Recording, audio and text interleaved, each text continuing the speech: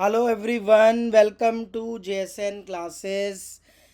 Myself Umang Gupta and I will teach class 9th and 10th SST and हमने अपने इस YouTube channel पर आज से क्लास 10th की SST भी स्टार्ट कर दी है एंड क्लास 10th SST का चैप्टर फर्स्ट लेकर आ गए हैं, that is power sharing, right.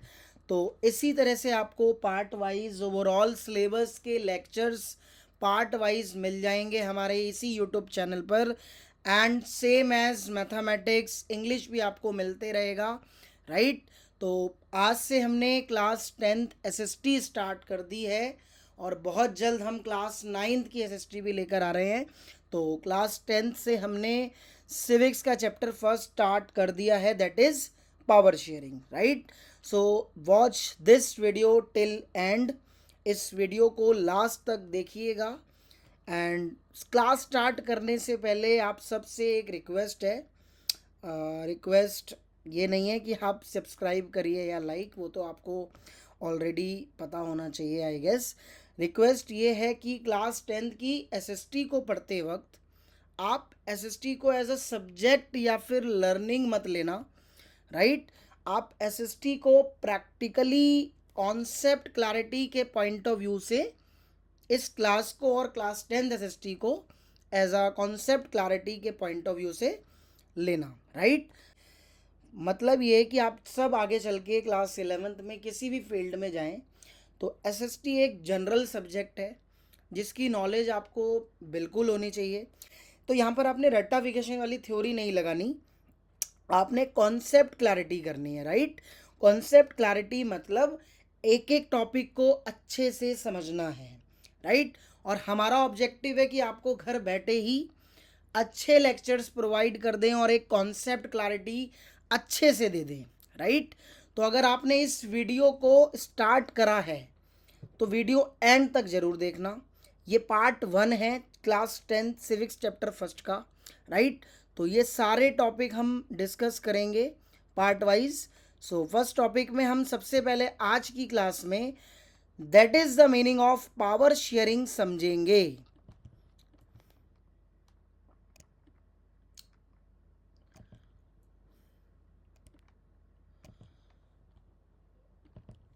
So our first topic is meaning of power sharing, right. तो सभी बच्चे, अगर किसी के पास नोट्स ना हो तो लिंक में PDF अपडेट है, आप PDF ओपन करके इस वीडियो को सुनिएगा। एंड जो बच्चे हमारे से ऑफलाइन सेंटर पे आके SST की क्लास लेते हैं उन सब के पास नोट्स अवेलेबल है बुक फॉर्म में। तो आपने उस बुक को ओपन कर लेना है और अपने हैंड में हाइलाइटर मार्कर लेके बैठना है। यहाँ पर हम मोस्ट इम्पॉर्टेंट पॉइंट भी अंडरलाइन करेंगे और कॉन्सेप्ट को ऐसे समझेंगे कि बिल्कुल जस्ट इमेजिन, राइट। तो बस इस वीडियो को लास्ट तक देखना और आप सबसे रिक्वेस्ट है SST को मतलब लर्निंग मत लेना, कॉन्सेप्ट क्लैरिटी के पॉइंट ऑफ व्यू से समझना, राइट। और जब आप हमसे ये सारे चैप्टर्स की क्लैरिटी कर लेंगे तो बीच में हम मोस्ट इंपॉर्टेंट क्वेश्चंस की रील्स भी आपको अपडेट करेंगे, बिकॉज आपके अभी स्कूल्स ओपन होते ही मोस्टली स्कूल्स में पीरियोडिक टेस्ट हैं, उसके बाद टर्म 1 के एग्ज़ाम्स हैं। तो मतलब बहुत से हम question banks, important questions, worksheets, काफ़ी चीज़ें हम लेकर आएंगे, राइट। जो आपके घर बैठे ही मतलब आपको एक अच्छी क्लास मिल जाएगी जिससे आपको सारे कॉन्सेप्ट अच्छे से क्लियर हो जाएंगे, राइट। All right. सो सबसे फर्स्ट टॉपिक में हम समझेंगे meaning of power sharing. So let's start. Power sharing among the 3 organs of state. Power जो शेयर होती है वो 3 ऑर्गन्स के बीच होती है कि स्टेट के अंदर, that is legislature, executive, judiciary, right. ये स्टेट्स के 3 ऑर्गन्स हैं। इन तीनों ऑर्गन्स के बीच पावर शेयर की जाती है, right. In 3 organs is a very important for the proper functioning of the democracy, right. देखिए मुद्दा ये है कि डेमोक्रेसी की प्रॉपर फंक्शनिंग पावर शेयरिंग से की जाती है, राइट। इसे वेरी इंपॉर्टेंट बोला जाता है। In simple, power sharing is a very important for the proper functioning of democracy, right? अगर वन मार्कर क्वेश्चन आ जाए which of the proper functioning of the democracy, right, तो आप क्या लिखेंगे, कौन सा प्रॉपर फंक्शन है डेमोक्रेसी का, तो बिल्कुल पावर शेयरिंग, राइट, लिख लेना, की टर्म्स बना लेना, और साइड में अगर आप नोटबुक लेके बैठें तो बिल्कुल इस चीज़ को नोट डाउन कर लीजिए कि पावर शेयरिंग को मोस्ट इम्पॉर्टेंट प्रॉपर फंक्शन बोला जाता है डेमोक्रेसी के अंदर, right. The idea of power sharing has emerge in opposition में इमर्ज होता है to the notions of undivided political power. किस नोशन से, अनडिवाइडेड पॉलिटिकल पावर, राइट। अगर हम बहुत पहले की बात करें तो पहले पॉलिटिकल पावर अनडिवाइडेड हुआ करती थी, राइट। जब पावर शेयरिंग का आइडिया इमर्ज हुआ तो ये माइंड में थॉट आया गवर्नमेंट के इंस्टीट्यूशंस में, मतलब लाइक पॉलिटिकल इंस्टीट्यूशंस के माइंड में ये थॉट आया कि भाई पावर शेयर होनी चाहिए, पॉलिटिकल पावर डिवाइड होनी चाहिए, right. Specially in our democracy, अगर हम डेमोक्रेसी के अंदर बात करें, so everyone has a voice in the shaping of public policies, right. हर इंसान आवाज़ उठा सकता है पब्लिक पॉलिसीज के शेप पे, राइट। मान लो पब्लिक के लिए कोई पॉलिसी गवर्नमेंट ने इंट्रोड्यूस करी, राइट, सो हर पीपल के पास, हर सिटीजन के पास एक अधिकार है वॉइस उठाने का, right. For example, I have the right to protest, मेरे पास अधिकार है प्रोटेस्ट करने का। इन केस गवर्नमेंट ने कोई ऐसी पॉलिसी लॉन्च कर दी जो कि सोसाइटी के फेवर में नहीं है, उसके अगेंस्ट में है, तो बिल्कुल हम सबके पास फंडामेंटल राइट्स हैं, right. This is called power sharing. I hope आपको समझ में आ गया हो। देन इस चैप्टर में क्या पढ़ने वाले हैं, अब मुद्दे की बात करते हैं कि इस चैप्टर में क्या पढ़ेंगे। So to understand how democracies handle demands for power sharing, मतलब डेमोक्रेसीज कैसे हैंडल करती है पावर शेयरिंग के डिमांड को।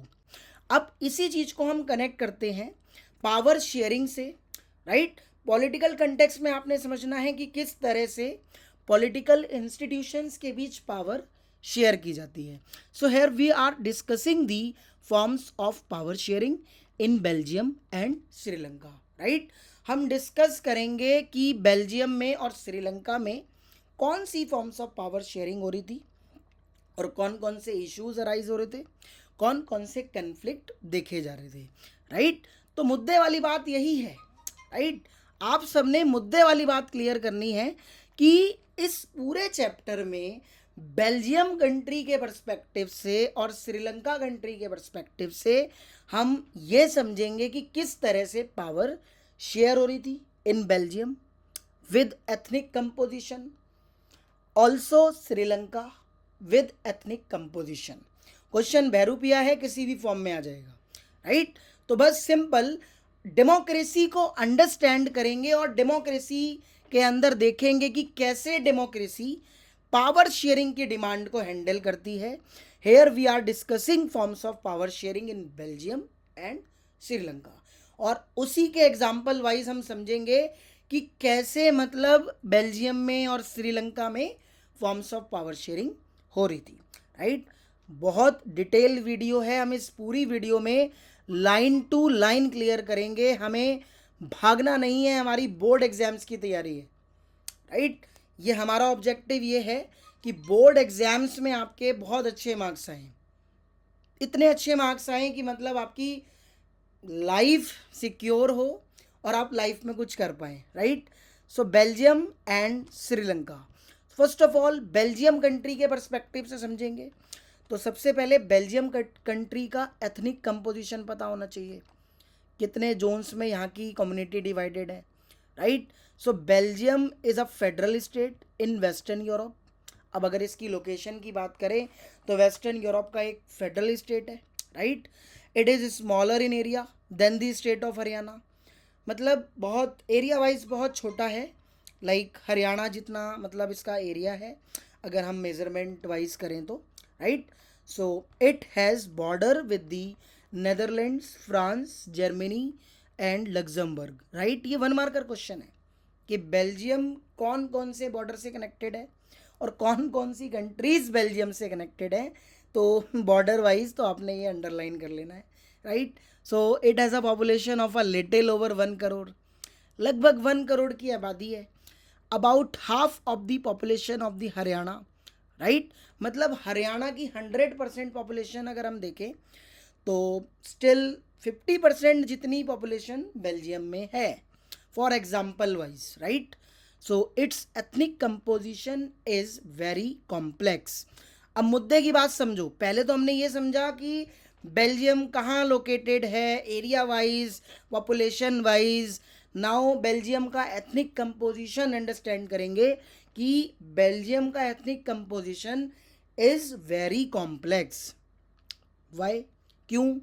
Out of the total population of the country, अगर हम टोटल पॉपुलेशन की बात करें कि कंट्री का टोटल पॉपुलेशन 100% में से 59% यहाँ पर फ्लेमिश रीजन में लोग रह रहे थे, स्पीक डच लैंग्वेज, मतलब 59% डच स्पीकर्स थे जो कि फ्लेमिश रीजन में रहते थे।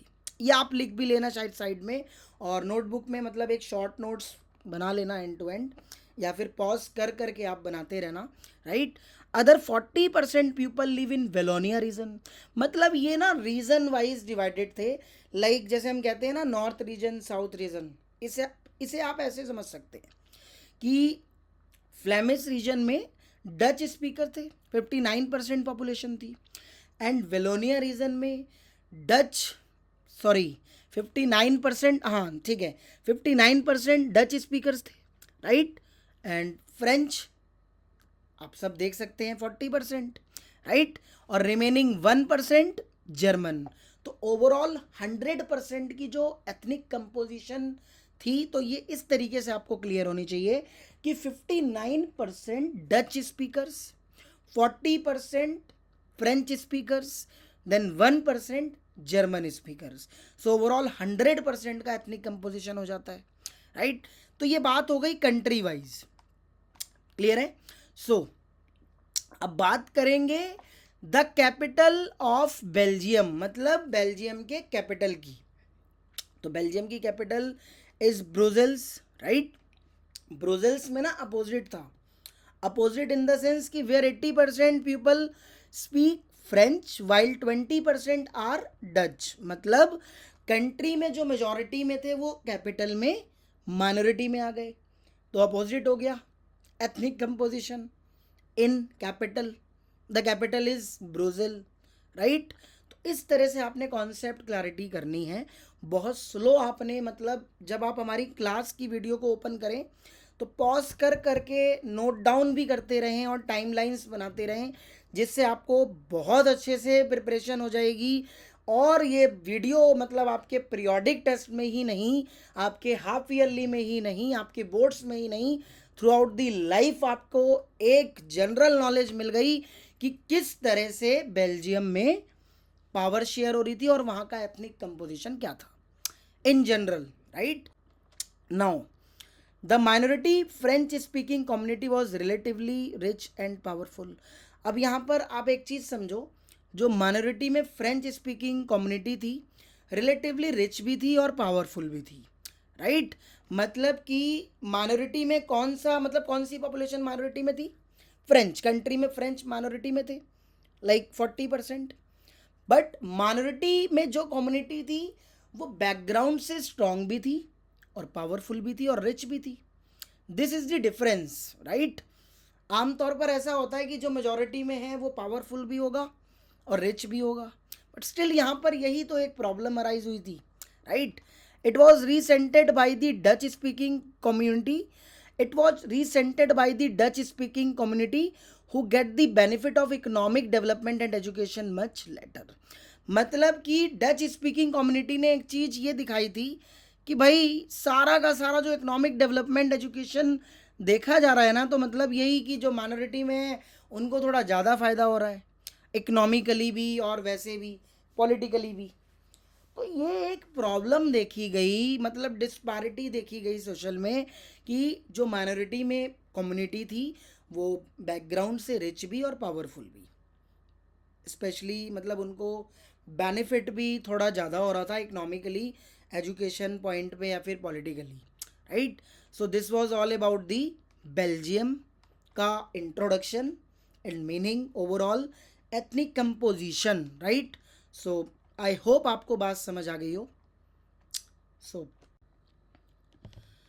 सो अब हम समझेंगे problems and tensions between the French and Dutch communities, right. मतलब इन दोनों कम्युनिटीज़ के बीच कौन कौन सी प्रॉब्लम्स अराइज हुई एंड टेंशंस अराइज हुई, right. So the social disparity between Dutch and French speaking communities, दोनों के बीच सोशल डिस्पैरिटीज़ देखी गई ड्यूरिंग द 1950s, मतलब 1950s वाले पूरे होल एरा में एंड 1960s, राइट. मतलब ओवरऑल 1960s के भी एरा में और 50s के ऑल्सो मतलब डिस्पैरिटीज़ देखी गई थी between the Dutch and French speaking communities के बीच in Belgium, right. Led to tensions between them, मतलब कि दोनों के बीच एक टेंशंस वाला माहौल पैदा हो गया था, राइट. तो the tension between the two communities was more acute in Brussels, मतलब जो टेंशन थी ना वो ब्रुसेल में मोर एक्यूट देखी जा रही थी, बिकॉज भाई कंट्री में जो माइनॉरिटी में है वो ब्रुसेल में मेजॉरिटी में थे, तो मतलब एक दूसरे के राइवल्स टाइप होने लगे थे.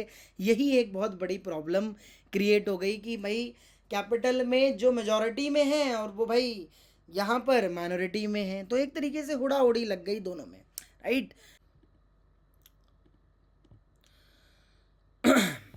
सो Brussels presented a special problem, Brussels में स्पेशल प्रॉब्लम देखी जा रही थी. The Dutch speaking people constituted a majority in the country, मतलब कि डच कंट्री में मेजॉरिटी में थे और ब्रुसेल में माइनॉरिटी में, but a minority in the capital. देखो यही लाइन लिखी है कि मतलब डच स्पीकर्स पूरे कंट्री में मेजॉरिटी में थे और ब्रुसेल में लाइक कैपिटल में माइनॉरिटी में.